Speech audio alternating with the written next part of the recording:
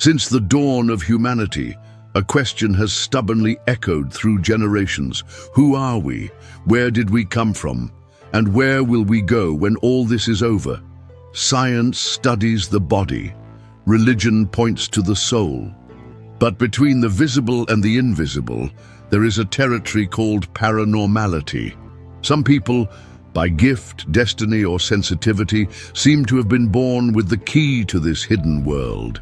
Or perhaps they have learned to open portals that most don't even know exist. Mediums, sensitives who hear voices, receive messages from other dimensions, and live through experiences like conscious projection, also known as astral projection, leaving their bodies behind and returning with answers that no book could ever contain. Who are they? What can these ancestral souls teach us about life, death, and everything in between? We, at Project Consciousness, have prepared a special series to unravel the stories and the mysteries behind history's greatest mediums. Get ready, because after this, you may never see reality the same way again.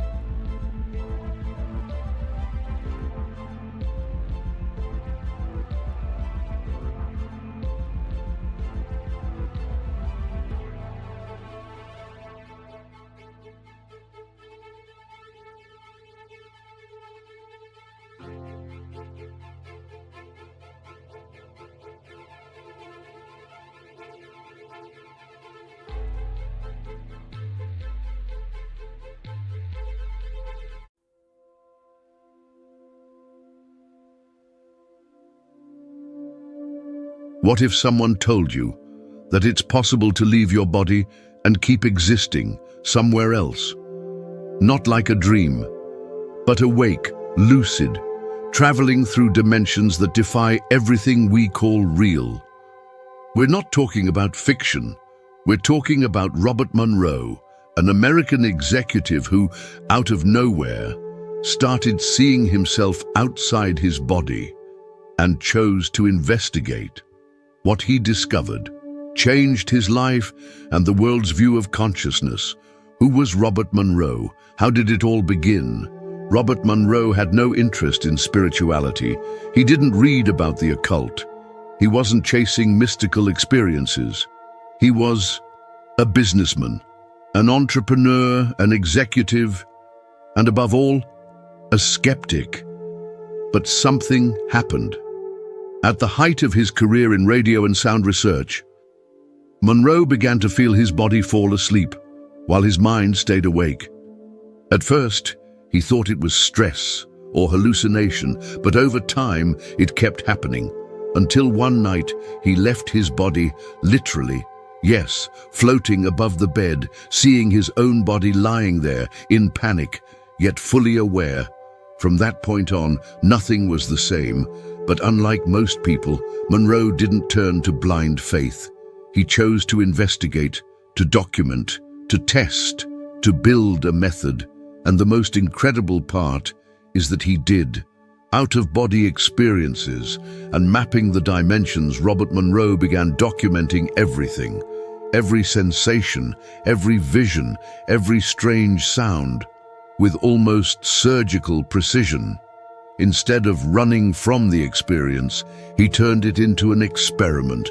He catalogued states of consciousness, analyzed patterns, and even developed his own terminology to describe what he lived. That's how the term out-of-body experience, or OBE, was born. But the journeys didn't stop. Monroe was taken to places he couldn't understand, zones where time didn't seem to exist, where consciousness communicated without words, and where identity itself seemed to dissolve. He encountered beings, intelligent presences that didn't judge, they simply observed. Some of these encounters felt like tests, others were lessons. Monroe began noticing patterns, maps, layers of reality beyond matter. And even in the face of all that, he kept his scientific mind active. He never claimed absolute truths. He preferred to call his discoveries models of understanding, hypotheses built on direct experience, and with that approach, he created something revolutionary. The books that changed the way the world sees consciousness, but Monroe didn't want to keep all of it to himself.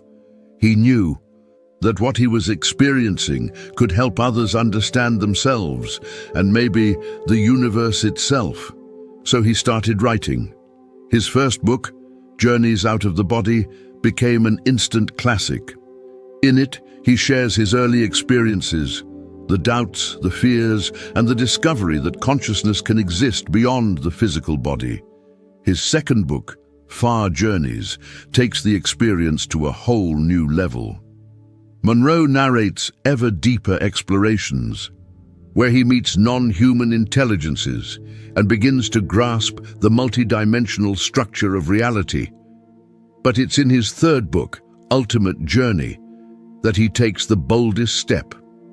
Monroe explores the soul's origin, the purpose of incarnation, and what happens after death in stunning, almost clinical detail. These 3 books aren't just stories, they're consciousness maps, tools, guides for those seeking answers beyond the obvious. And perhaps the most powerful thing, Monroe never asked you to believe him. He simply invites you to experience it for yourself. The beginning of the adventure, the discovery of projection. It all starts here, in the dark room of a skeptic who by accident crosses the boundary of the body and discovers there's more. Journeys Out of the Body isn't just a book. It's the journal of a man lost in invisible territory. It's as if you're right there with Monroe, seeing the fear in his eyes, the awe of the unknown, and the courage to keep going, even without understanding. Each chapter is a leap, a new test, a new discovery. He describes sensations few dare to speak of, sleep paralysis and floating, separation from the physical body, but also freedom, expansion, the certainty that consciousness is far more than what we've been taught. If you've never read it, get ready for a book you don't read with your eyes, but with your soul on high alert. Journeys Beyond the Known Universe.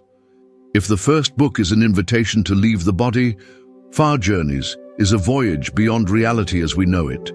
Here, Robert Monroe becomes more than just curious. He turns into a navigator of consciousness, an explorer of unknown planes, dimensions with their own rules, inhabited by intelligent and subtle beings. He begins to identify vibrational zones, passes through psychic portals, and experiences encounters that shift his perception of time, identity, and even of humanity itself. The tone of the book is one of deep adventure. It reads like an interdimensional travel log, and with every page you turn, you find yourself asking, did this really happen? But soon you realize that question is less important than what he discovered. If you're seeking a read that challenges the intellect and expands the spirit, this is the journey you need to take. The final quest, the purpose of the soul. Here, the journey reaches its deepest point. Ultimate Journey isn't just a book.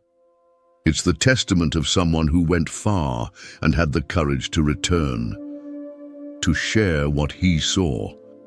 Monroe is no longer just an explorer. He becomes a soul investigator.